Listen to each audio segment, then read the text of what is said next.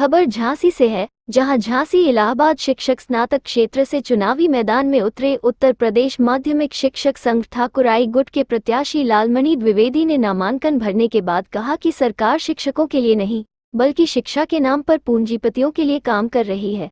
Deep news से विशेष बातचीत में लालमणि ने किस तरह से सरकार पर हमले बोले, जानिए हमारे संवाददाता दीपक चंदेल के साथ। लालमणि जी किन मुद्दों को लेकर जा रहे हैं चुनाव में?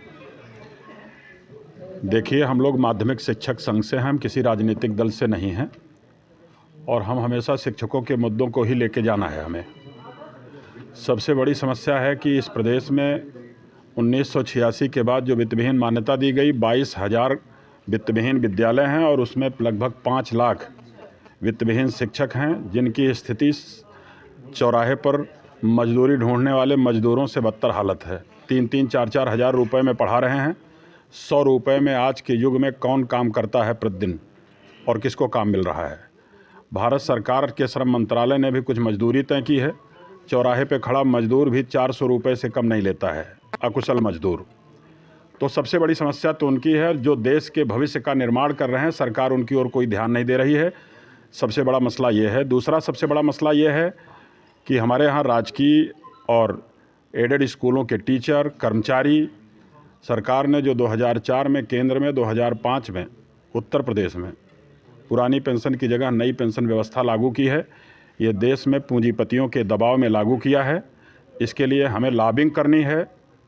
देश के जितने भी शिक्षक कर्मचारी संगठन हैं, अधिक से अधिक लोगों से मिलेंगे, उनको जोड़ेंगे, फेडरेशन बनाएंगे और इसके लिए आर पार की लड़ाई लड़ेंगे पुरानी पेंशन को बहाल करने के लिए। तीसरा मसला हमारे एडेड स्कूल के टीचर्स के लिए है कि शिक्षकों के लिए चिकित्सा प्रतिपूर्ति की सुविधा, राज्य कर्मचारियों को गंभीर रोगों के लिए या किसी भी प्रकार की बीमारी के लिए उसका चिकित्सा प्रतिपूर्ति मिलती है। हमारे यहाँ टीचर्स को नहीं मिलता है। इन्होंने प्राइमरी को एक दूसरी कंडीशन में दिया है। सरकार को कम से कम इतना तो ध्यान देना ही चाहिए कि अपने कर्मचारी और शिक्षक के स्वास्थ्य का ख्याल रखें।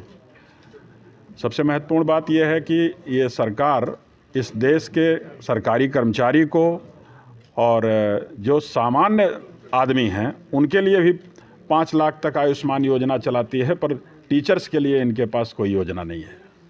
तो इस तरह से हमारे करीब 17-18 मसले हैं। मुद्दे सारे एक हैं, समस्या एक है, सारे गुट एक क्यों नहीं हो रहे, क्या वजह है? देखिए, ये लोकतंत्र है।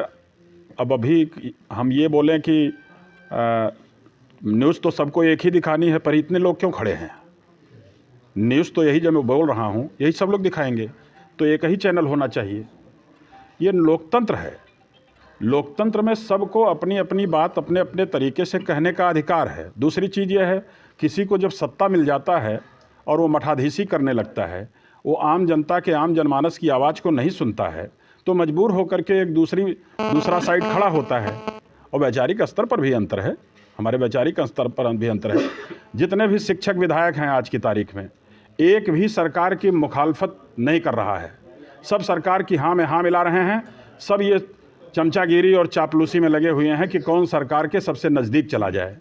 तो फिर सरकार के खिलाफ या अपने हितों के लिए आवाज़ कौन उठाएगा? आखिर हमारे टीचरों के लिए आवाज़ कौन उठाएगा?